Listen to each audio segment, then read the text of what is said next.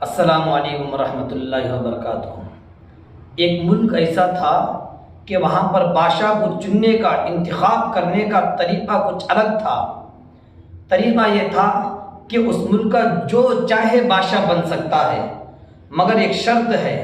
وہ شرط یہ تھی کہ جو بھی بادشاہ بنے گا 1 سال مکمل حکومت کرے گا، اور 1 سال کے بعد اس بادشاہ کو لے کر جنگل کے ایسے جگہ میں ڈالیں گے جہاں پر شیر، کیڑے مکوڑے، سانپ ہوتے ہیں، اور وہاں پر کھانے کی کوئی چیز نہیں ہوتی۔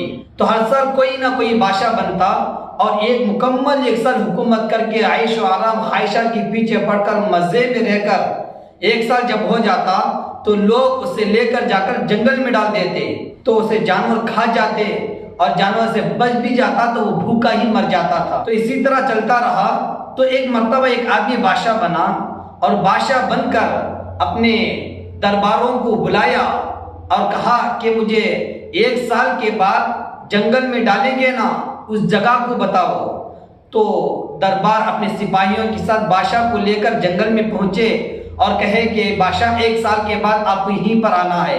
تو بادشاہ وہاں کا نظارہ کر لیا، پھر اپنے محل واپس آ گیا۔ اور دوسرے دن صبح ہوتے ہی بادشاہ درباروں کو، سپاہیوں کو، سب کو بلا کر کہا آج سے تم سب کو ایک ہی کام ہے، وہ یہ کہ سب مل کر جس جگہ میں مجھے 1 سال کے بعد ڈالیں گے اس جگہ میں ایک بہترین محل بنانا ہے، اور اس کے آس پاس بہترین باغیچہ، ایسا باغیچہ جس طرح میں ہر طرح کے درخت ہو، پھل فروٹ ترکاری اور سارے اناج ہو، اور اس کے آس پاس ایسا کمپاؤنڈ ہو کہ جس میں کوئی درندہ پرندہ شیر وغیرہ نہ آئے۔ تو بادشاہ تھا، بادشاہ کا حکم ماننا ضروری ہے، تو سارے دربار، سارے سپاہی مل کر اس جگہ میں بہترین محل بنائے، بہترین باغیچہ، بہترین کمپاؤنڈ بنا کر تیار کر دیے۔ جب 1 سال ہوا تو لوگ شرط کے مطابق بادشاہ کو لے کر گئے جنگل میں ڈالنے کے لیے۔ تو بادشاہ خوشی کے ساتھ بیٹھا تھا، تو لوگوں نے پوچھا کہ جب بھی ہم بادشاہ کو جنگل میں ڈالنے کے لیے جاتے ہیں تو وہ روتے ہیں، چلاتے ہیں، معافی مانگتے ہیں، مگر آپ اتنے خوشی سے کیوں ہیں؟ تو بادشاہ نے بہترین جواب دیا، کہا کہ اتنے سال جو بادشاہ بنے رہے وہ صرف 1 سال کی خواہش کے پیچھے پڑ کر، 1 سال کے مزوں کے پیچھے پڑ کر ہمیشہ رہنے والے جنگل کی تیاری نہیں کیے، تو وہ روتے روتے جاتے تھے۔ مگر میں نے 1 سال حکومت کی تو مکمل 1 سال اپنے خواہشات کو چھوڑ دیا، اپنے مزوں کو چھوڑ دیا، بلکہ مکمل 1 سال ہمیشہ رہنے والے جنگل کی تیاری میں پڑا رہا۔ تو اب مجھے اس جنگل کو جانے کا وقت آ گیا، تو مجھے کس بات کی فکر ہے؟ میں وہاں جا کر بادشاہ کی طرح زندگی گزاروں گا۔